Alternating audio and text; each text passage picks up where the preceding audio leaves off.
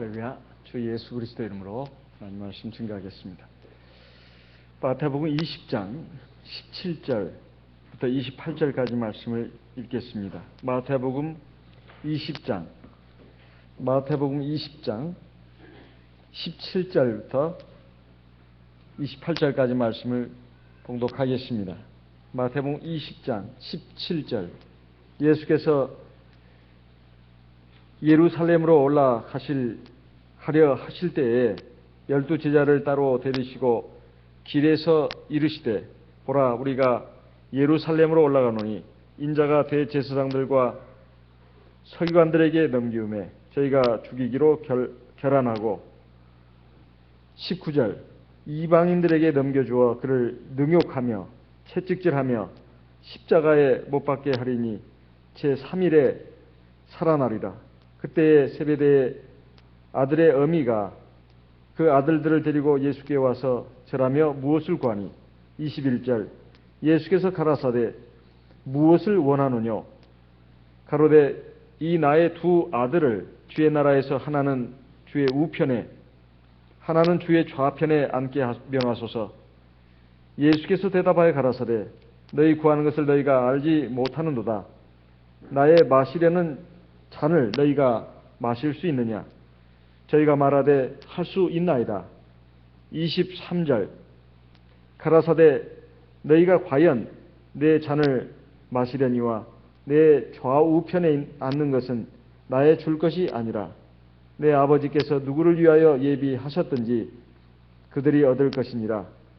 24절, 10 제자가 듣고 그 두 형제에 대하여 분이 여기거늘 예수께서 제자들을 불러다가 가라사대 이방인의 집권자들이 저희를 임의로 주관하고 그 대인들이 저에게 권세를 부리는 줄을 너희가 알거니와, 26절, 너희 중에는 그렇지 아니하니 너희 중에 누구든지 크고자 하는 자는 너희를 섬기는 자가 되고 너희 중에 누구든지 으뜸이 되고자 하는 자는 너희 종이 되어야 하리라. 28절 같이 읽겠습니다. 인자가 온 것은 섬김을 받으려 함이 아니라 도리어 섬기려 하고 자기 목숨을 많은 사람의 대속물로 주려 함이니라.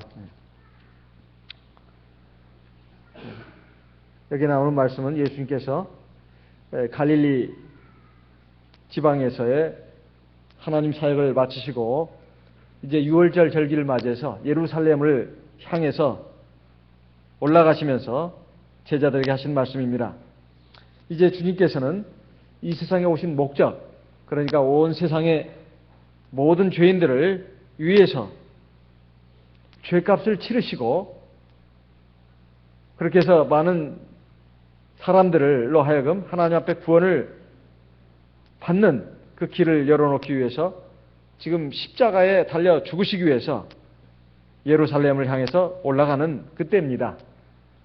이때 12 제자를 따로 데리시고 길에서 이르셨다고 나옵니다. 주님을 따르는 제자들이 12 제자만 있었던 것이 아니고 많은 제자들이 있었습니다.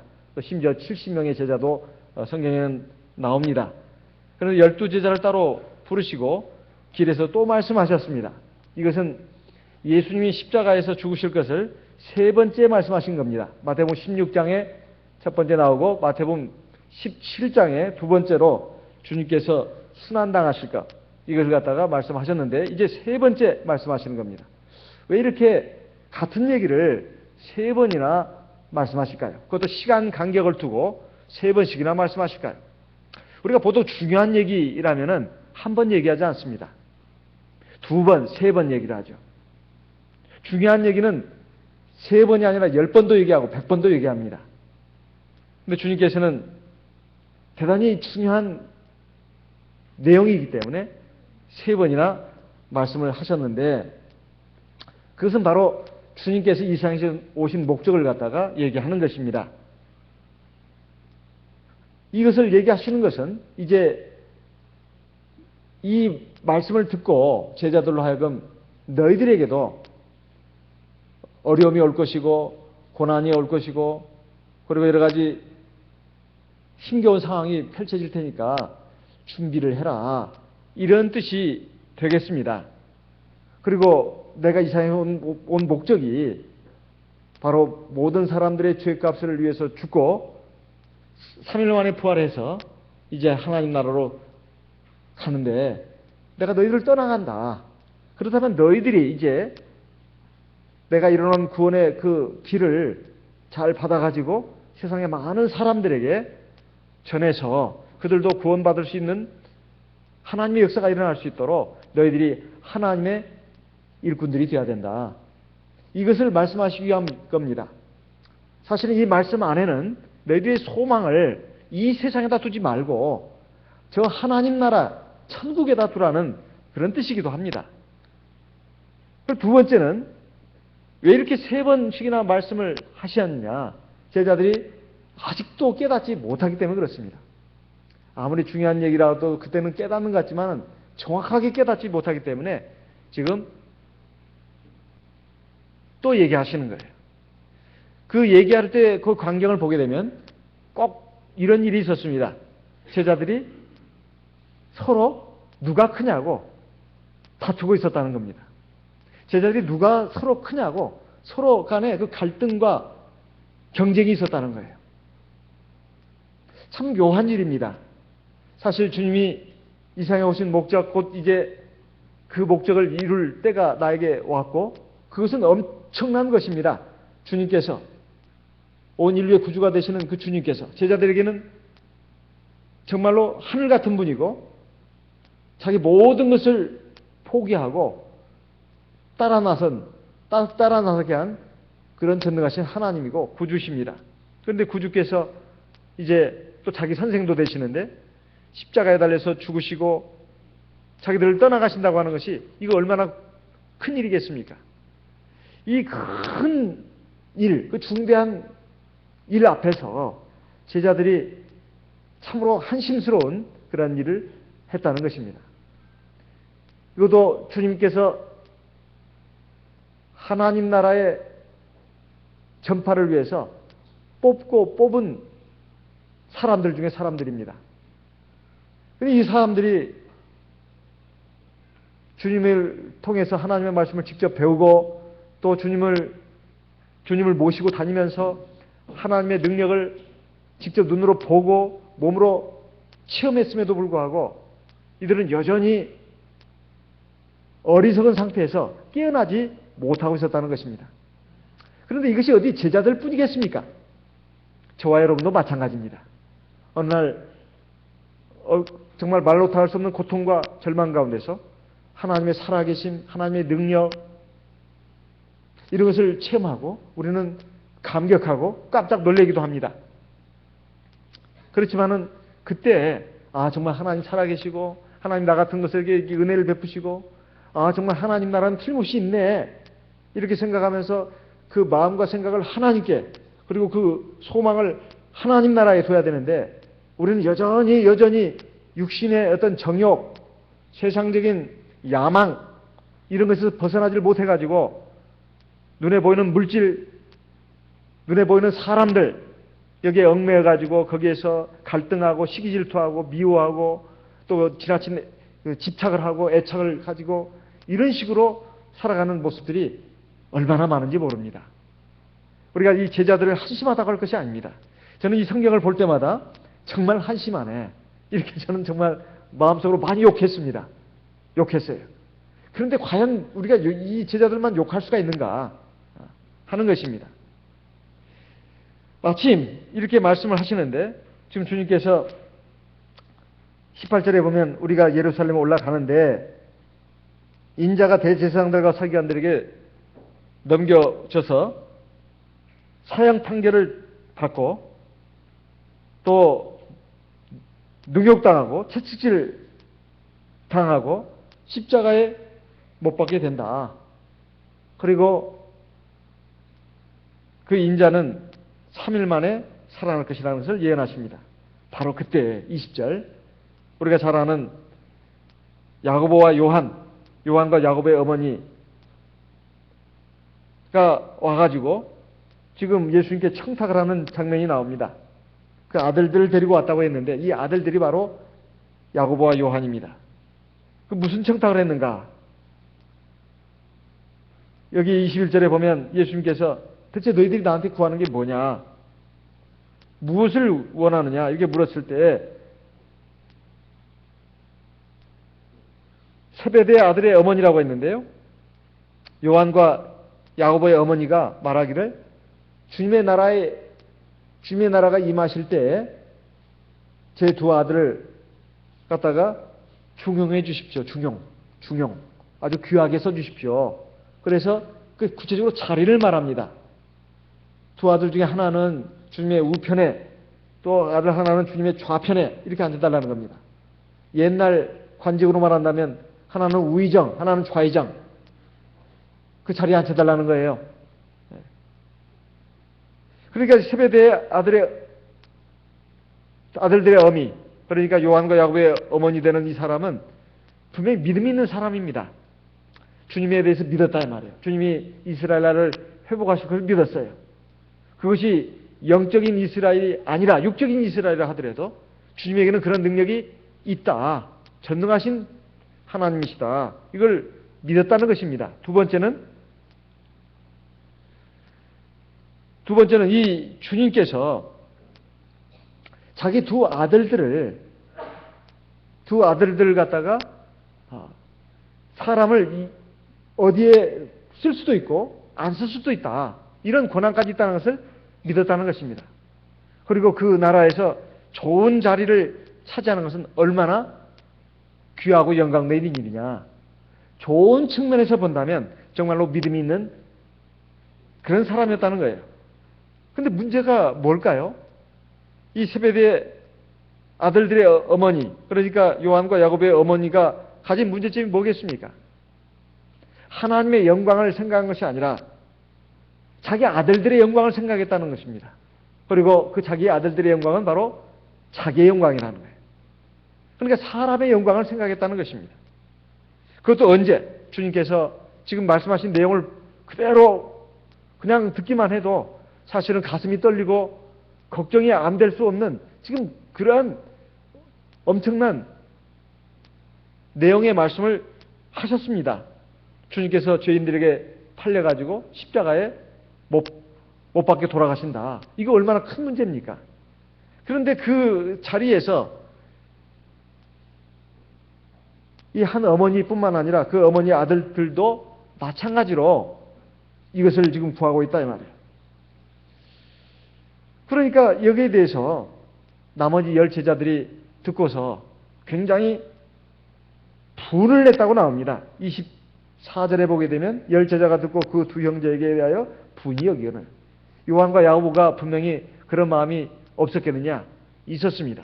그러니까 어머니가 가서 그런 얘기를 하는 것을 말리지 않았던 것이고 오히려 어쩌면 어머니한테 부탁까지 했는지도 모르겠습니다. 그런데 여기에 대해서 나머지 10 제자들도 대단히 분노를 했다는 것입니다. 그러니까 요한, 야고보뿐만 아니라 10 제자들도 마찬가지였다는 거예요. 만약에 나머지 제자들이 정말 믿음이 있는 사람이었다면 주님께서 나라를 회복하실 때 그 자리를 누구에게 주느냐, 그리고 어떤 사람을 더 중용하느냐, 이것은 전적으로 주님의 뜻에 달려있는 것이지 사람이 이리저리 청탁한다 해가지고 주님이 거기에 좌우될 뿐이 아니다. 이런 생각을 가져야 되는데 나머지 10 제자들도 마찬가지였다는 것입니다. 가정에서나 교회에서 혹은 세상에서 사람들끼리 갈등하고 싸우고 다투는 이유가 뭘까요? 근본적으로 말한다면 믿음이 없기 때문에 그렇습니다. 믿음이 없기 때문에 누가 누구를 미워하고 시기 질투하는 겁니다. 저 사람이 나보다 더 앞서가는데 도대체 앞서가서는 안 될 사람이 앞서간다 이 말이에요. 그래서 너무 막 괴롭고 답답합니다. 이러다가 내가 저 사람 밑으로 들어가게 될 것이고 저 사람이 나를 늘 내 위에 있게 될 것이고 많은 사람을 또 인정받고 칭찬받으면 나는 뭐가 되냐 이거죠. 가게가 2개가 있습니다. 딱 붙었어요. 그런데 손님이 이쪽으로만 오고 이쪽으로는 안 갑니다. 그럼 어떻게 될까요? 중국의 속담에 보면 같은 길을 가는 사람은 서로 시기한다는 말이 있습니다. 동, 행, 그 다음에 상, 서로 상자, 서로 시기지 한다는 그런 글자인데요. 예전에 양효한 목자님한테 제가 들은 얘기입니다. 동, 행, 행이 또 장사한다는 뜻도 있다고 그러더라고요. 같은 장사를 하는 사람은 서로 시기 질투한다. 이런 말을 제가 들었습니다. 그때 제가 양현 목사님 살아계실 때 한국에 오셔가지고 저에게 잠깐 신학 강의를 하셨는데 그런 얘기를 했습니다. 그런 얘기를 했어요. 그래서 주의 일꾼들은 자기 은사를 따라서 열심히 충성하면 된다. 뭐 이런 말씀을 하셨는데 꼭 뭐 하나님의 일을 하는 사람뿐만 아니라 우리가 가정에서나 혹은 교회에서나 혹은 세상에서 우리가 사람들과의 어떤 경쟁, 시기 질투, 이것은 근본적으로 하나님의 주권을 믿지 못하기 때문에 그렇습니다. 하나님의 심판주 되심을 믿지 못하기 때문에 그런 결과가 있다 이 말이에요. 야고보서 4장을 보겠습니다. 야고보서 4장. 야고보서 4장. 야고보서 4장.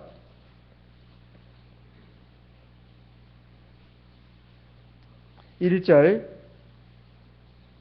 2절 같이 읽어보겠습니다. 야고보서 4장 1절, 2절 같이 읽어보겠습니다. 너희 중에 싸움이 어디로, 다툼이 어디로 쫓아나느뇨? 너희 지체중에서 싸우는 정욕으로 쫓아나는 것이 아니냐? 2절, 너희가 욕심을 내어도 얻지 못하고 살인하며 시기하여도 능히 취하지 못하나니 너희가 다투고 싸우는도다. 너희가 얻지 못하면 구하지 아니하며. 여기에 보게 되면 다툼, 싸움의 원인이 어디서 나오느냐? 육체의 정욕에서 나왔다는 거예요. 그리고 욕심을 가지고 서로 살인하고 시기하고 그러는데 능히 취하지 못한다. 이 말씀은 결국 아무리 하나님의 백성들이 육체의 정욕을 가지고 또는 욕심을 가지고 시기하고 싸우고 다투면서 내가 어떤 것을 얻으려고 합니다. 그러면 그게 손에 쥐어질 것 같은가? 절대 그렇게 생각하는 것은 잘못됐다는 거예요. 왜냐하면 하나님이 절대 주지 않는다는 것입니다. 또 주었다 하더라도 자기 것이 되지 못합니다. 결국은 하나님 뺏어가신다는 거예요. 그런데 그것을 알지 못하고 너희가 다투고 싸우는구나. 그러면서 너희가 얻지 못하면 구하지 아니하며. 이것은 이 세상의 무대에서, 이 세상은 생존 경쟁의 사회라고 하지 않습니까? 생존 경쟁. 막 사람과 다투고 싸워서 결국 내가 어떤 좋은 자리를 얻는 거예요. 시험 쳐가지고 좋은 학교 들어가고, 시험 쳐서 좋은 직장 들어가고, 이런 것들이 다 경쟁 아니겠습니까? 근데 우리가 다른 사람을 의식하면서 막 공부를 한다거나, 일을 한다거나, 그래서는 안 된다는 거예요. 하나님의 백성들은. 오로지 하나님 앞에서 내가 최선을 다하면 되는 겁니다. 그리고 그것은 하나님이 주시는 거예요. 그러니까 내가 좋은 학교 못 들어갔다고 또는 좋은 직장 못 들어갔다고 세상에서 낙오하는 게 아닙니다. 낙오되는 게 아니에요. 또는 지금 어떤 학교에서 내가 학생들하고 같이 친구들하고 공부를 하는데 막 유달리 경쟁의식을 가지고 공부하는 사람들이 있어요. 그런 사람은 나중에 사회에서도 정말로 훌륭한 사람이 되기는 어렵습니다. 어려워요. 공부 열심히 하는 건 좋지만 이 친구들을 경쟁 상대로 알고 이렇게 공부한다는 것은 좋지 않다 이 말이에요. 직장에서도 마찬가지입니다. 직장에서도 직장 동료들을 경쟁 상대로 알고 이렇게 시기하고 질투하면서 하는 것은 절대로 이건 성과도 없을 뿐만 아니라 하나님 앞에 복받지 못한다. 하나님 앞에 복받지 못합니다.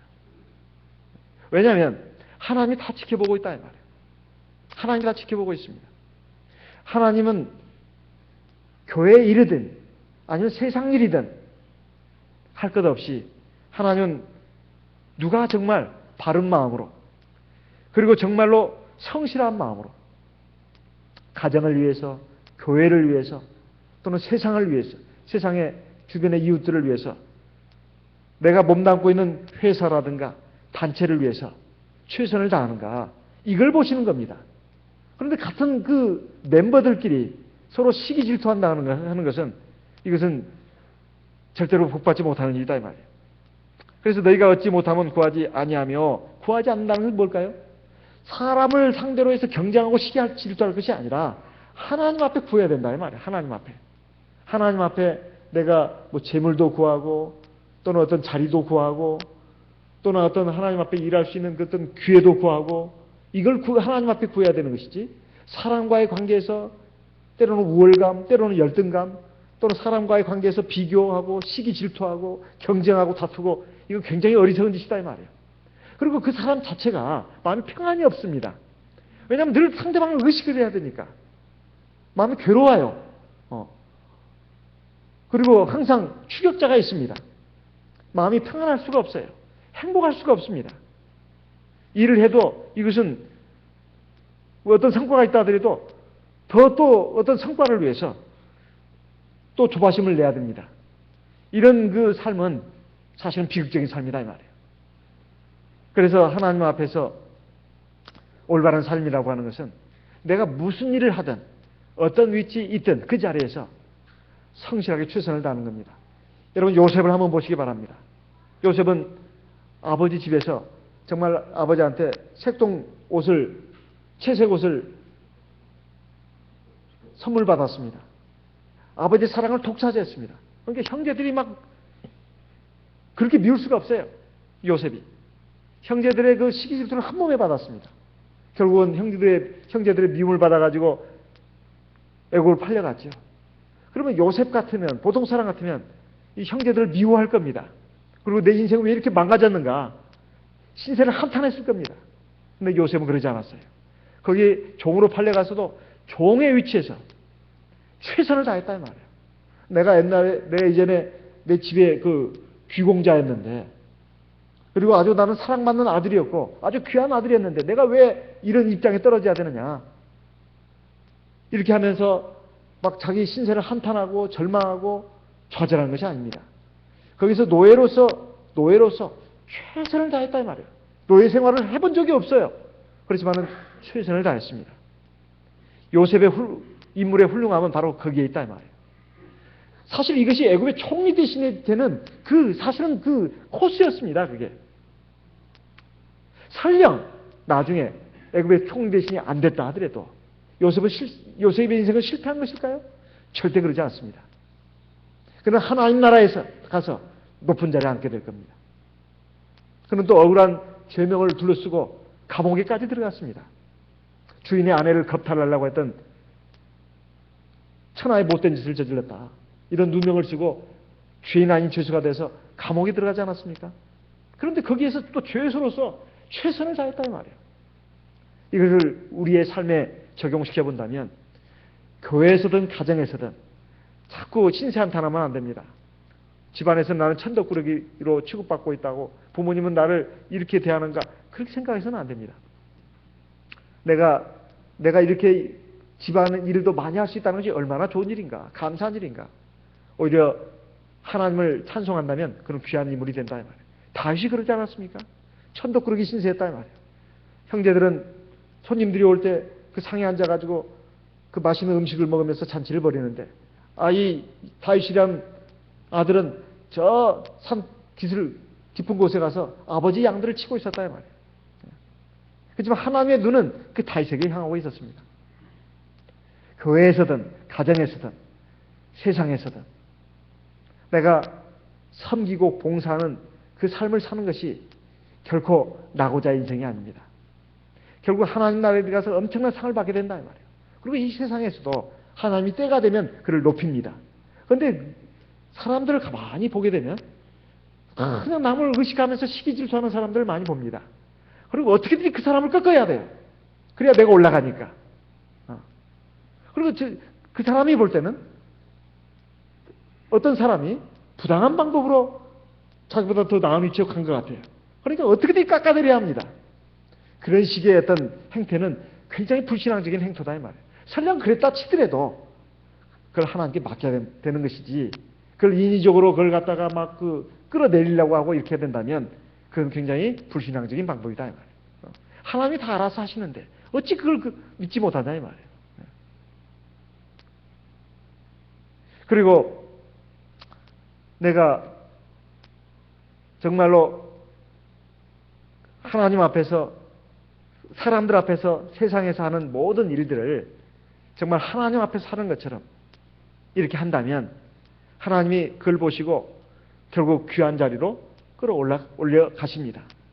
문제는 자리가 문제가 아닙니다. 그 자리를 감당할 수 있는 능력이 있냐는 거예요. 근데 보통 사람들은 항상 자리를 탐을냅니다. 근데 그 자리에 걸맞는 능력이 없고 지혜가 없으면 그 많은 사람에게 고통을 주는 거예요. 우리나라도 보면은 일본이 우리나라를 많이 침략하지 않았습니까? 그때 원균이라는 사람, 그 사람 항상 관직에 욕심이 있었던 사람이죠. 결국 이순신을 모함해가지고 결국은 삭탈 관직하고 백의종군하게 만들었는데 결국 우리나라는 결국 그 일본의 그 침략을 받고 결국 전 국토가 일본의 말바보 아래 들어가지 않았습니까? 얼마나 많은 사람들이 피를 흘리며 백성들이 죽어갔습니까? 그런데 이순신 장군은 그러지 않았잖아요. 그래가지고 결국 그가 그 자리를 다시 회복했을 때 온 힘을 다해서 나라와 민족을 지키는데 불국을 쇄신했습니다. 그래서 지금 뭐 우리가 그 역사적으로 추앙을 하는 인물은 원균이 아니라 이순신 아니겠습니까? 그래서 이 역사의 그 흐름을 보더라도 그렇듯이 우리가 하나님의 역사를 보게 된다면 우리가 인간적인 욕심을 가지고 사람을 의식하면서 할 필요가 없고 하나님 앞에서 내가 내 일을 열심히 하면 되는 겁니다. 그러면 하나님이 그보다 더 잘할 수 있는 더 또 큰 일을 또 주시는 겁니다. 그럼 그 일도 잘하게 되는 거예요. 근데 거기에는 관심이 없고 늘 사람들에게 인정과 또 칭찬만을 받기를 거기에 목말라 있는 사람들은 이런 엉뚱한 그 길로 가게 되어 있습니다. 여기에 너희가 얻지 못하면 구하지 아니하니라고 되어 있는데 세상의 모든 재물, 세상의 모든 영광 이런 것도 다 하나님의 수중에 있습니다.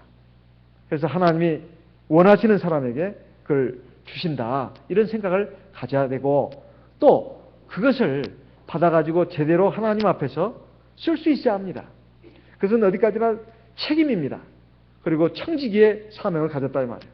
그걸 맡았지만은 그걸 제대로 쓰지 못할 때 그리고 그것을 가지고 하나님 앞에서 제대로 일을 하지 못할 때 하나님은 나중에 더 엄한 책망을 내리신다는 거 우리가 꼭 기억해야 되겠습니다.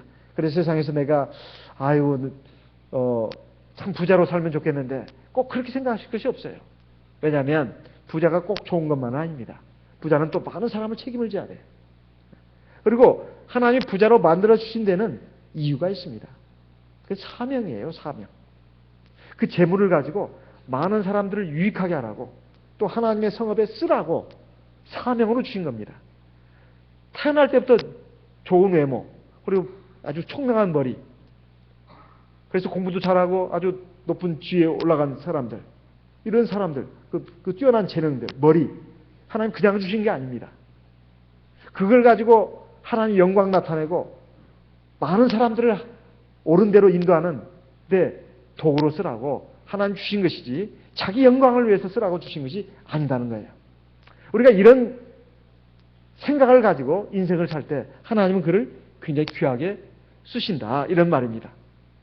그런데 이 야고보와 요한의 어머니 세베대의 아들들의 어머니 되는 사람은 지금 왜 예수님께서 이 세상에 오셨고 또 예수님께서 지금 하나님의 구원 사역을 이루기 위해서 십자가에서 죽으실 것을 말씀하셨는데도 불구하고 지금 엉뚱한 요청을 하고 있다 이 말이에요.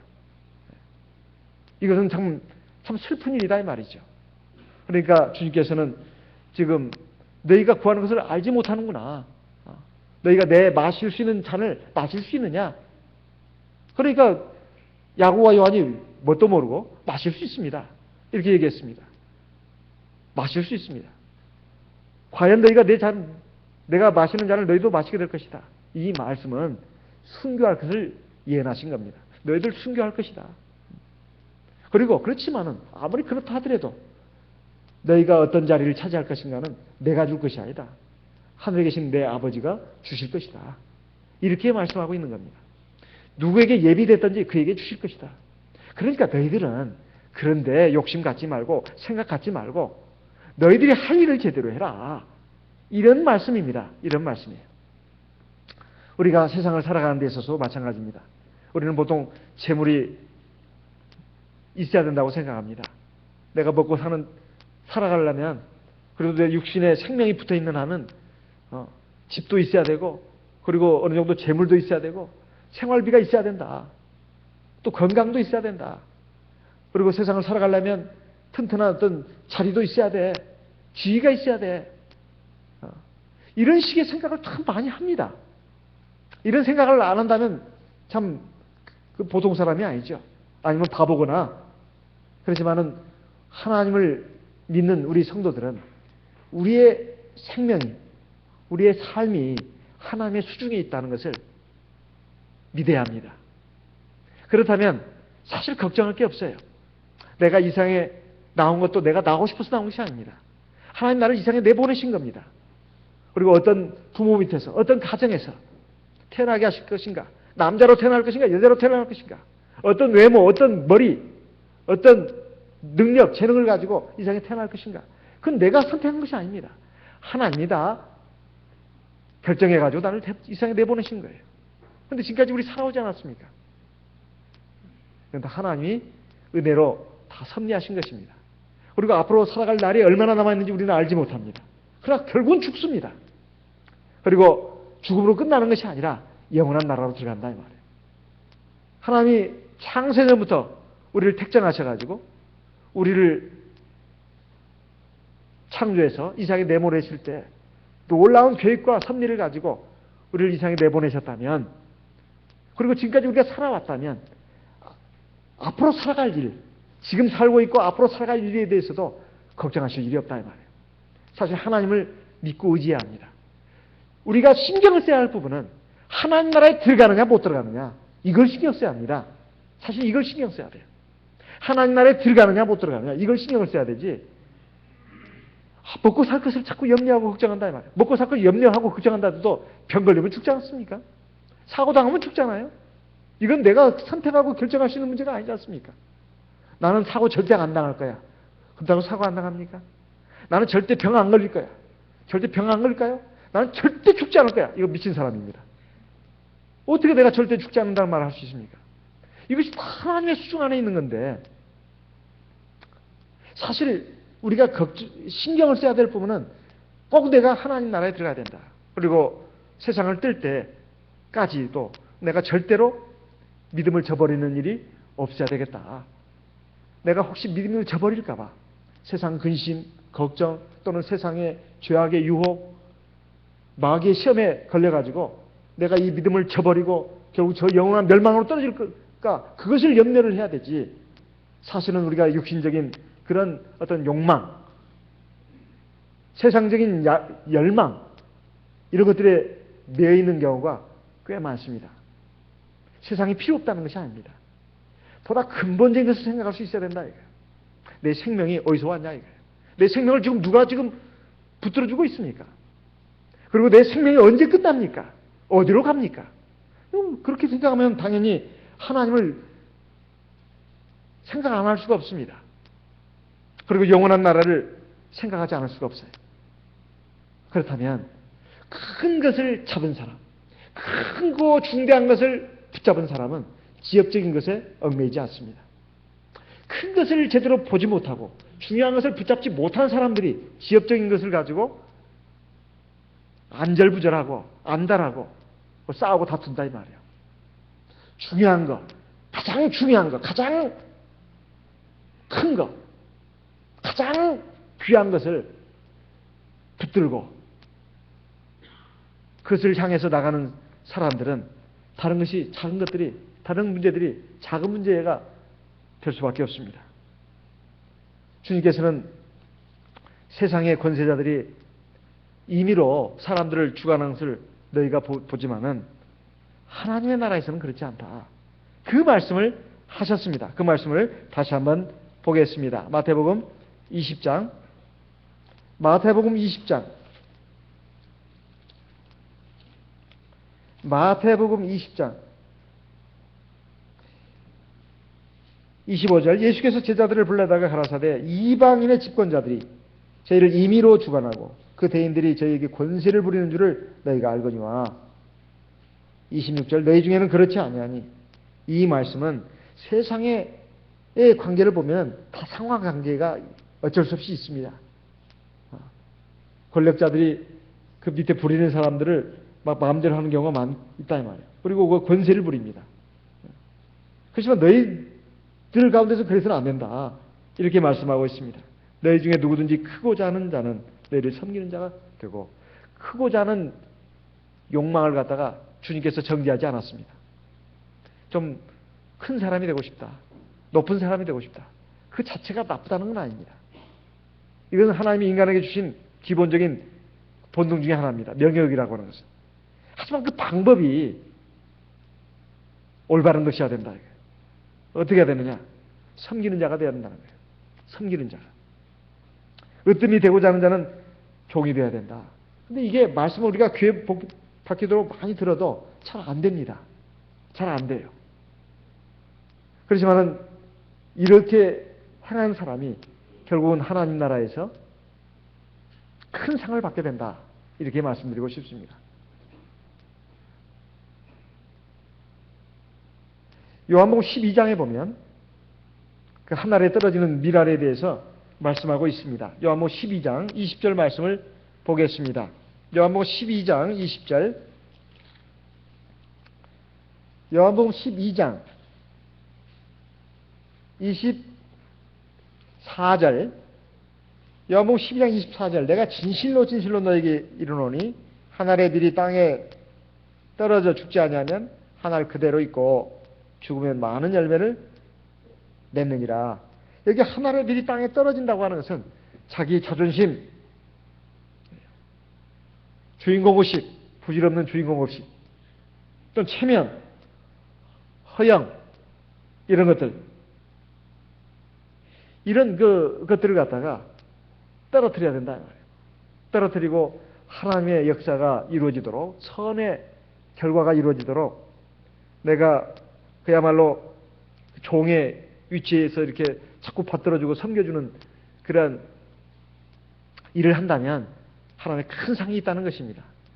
그래서 가정에서도 그런 분들이 있는 가정으로만 돼 있다면 그 가정은 정말 복받는 가정이에요. 교회도 마찬가지입니다. 교회도 마찬가지예요. 서로 막 섬겨주려고 하는 거예요. 서로 섬겨주려고 하는 거예요. 그래서 내가 당신 밑에서 이렇게 일을 해줄 테니까 당신이 앞장서라고. 자기는 뒤로 빠지는 게 아닙니다. 자기보다 능력 있는 사람, 자기보다 지혜 있는 사람을 막 밀어주는 거예요. 막 밀어주는 거예요. 근데 그 사람을 어떻게든지 경쟁자로 알고 자꾸 끌어내리려고 하고 자기가 그걸 올라가려고 하면은 이건 참 안 되는 것입니다. 사람이 보면 알잖아요. 지혜나 능력은 사실은 주관적으로 판단할 만한 것이 아닙니다. 보면 알 수 있는 겁니다. 어떤 일에 누가 더 적임인가. 그 보면 알 수 있는 거예요. 근데 그것을 인위적으로 자꾸 이렇게 하려고 하면 이것은 본인도 불행해진다 이 말이에요. 왜냐하면 많은 사람들이 탄식을 하니까. 왜 저런가. 그래서 다 각자 자기 자리가 있습니다. 그 자리에서 내가 최선을 다할 때 하나님의 역사가 있습니다. 우리가 그런 마음으로 가정생활, 교회생활 또는 세상에서 내 직장 일터에서 그렇게 할 때 우리가 하나님의 영광을 드러낼 수 있고 많은 열매를 맺을 수가 있습니다. 하나님 땅에 떨어져 죽는다고 하는 것은 자기의 체면, 주인공의식 또는 위신 이런 것을 내려놓고 정말로 하나님의 어떤 선이 이루어지도록 내가 받들고 섬기는 그러한 위치에 갈 때 하나님의 큰 역사가 있습니다. 그럴 때 사람들은 그 가치를 알아보고 당신 이 자리에 가야 된다고 막 이렇게 할 때 이게 얼마나 아름답습니까? 그래서 내가 도저히 감당 수 없지만 여러분들이 그렇게 원하시니까 내가 가겠다고 이렇게 돼야 이게 정상이지. 이게 무슨 세상에 무슨 경기하는 것처럼 이렇게 격투기 경기하는 것처럼 이렇게 돼서는 곤란하다 하는 것입니다. 하나님의 나라는 그런 것이 아니다. 이것을 지금 우리에게 말씀하고 있습니다. 특별히 지금 주님의 구속사역을 앞두고 지금 3번씩이나 이 부분을 말씀하신 것은 그만큼 이 문제가 우리 인간 사회에 있어서 아주 끈질긴 그 갈등의 문제다 하는 것을 지금 말하고 있는 것입니다. 이 시간 들으신 말씀을 기억하시고 내가 세상에 살면서 절대 우월감을 가질 필요도 없지만은 가져서도 안 되지만은 열등감도 이것도 금물입니다. 하나님은 내 이 모습을 굉장히 사랑하신다는 거예요. 절대로 우월감, 열등감, 또 경쟁의식, 시기 질투 이건 모두 다 버려야 합니다. 다 버리고 그것이 안 된다면 하나님께 기도해야 됩니다. 기도해서 그것에 합치한 사람에게 하나님은 복을 주십니다. 또 우리 모두가 다 그런 사람이 될 때 하나님 크고 놀라운 역사가 있습니다. 다 같이 이 시간 들으신 말씀을 기억하시고 하나님 앞에 기도하겠습니다. 나와 내 가정을 위해서 먼저 기도하겠습니다. 그리고 우리 교회 형제 자매들을 위해서도 기도하겠습니다. 다 같이 합심해서 기도하겠습니다.